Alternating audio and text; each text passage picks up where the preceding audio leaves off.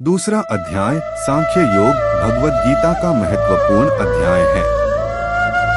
इस अध्याय में श्री कृष्ण अर्जुन को ज्ञान की अवधारणा कराते हैं और वह उन्हें योग के माध्यम से आत्मा की पहचान करने की प्रेरणा देते हैं।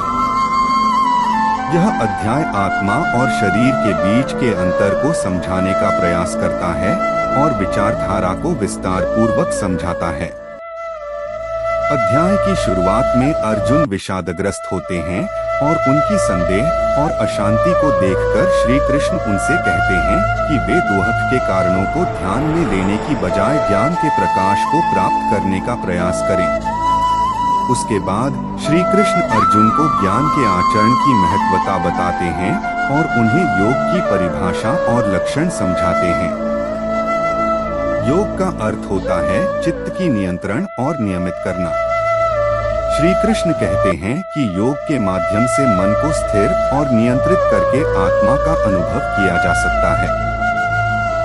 योग के 4 प्रमुख पदार्थों का वर्णन करते हुए श्री कृष्ण उनकी विशेषताओं और उनसे जुड़े संबंधों को समझाते हैं।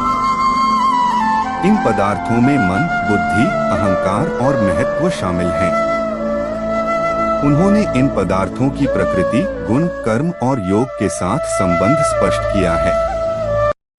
श्री कृष्ण कहते हैं कि व्यक्ति जो अहंकार से परे हो जाता है वह अनंत ज्ञान का अनुभव करता है और आत्मा में स्थित हो जाता है।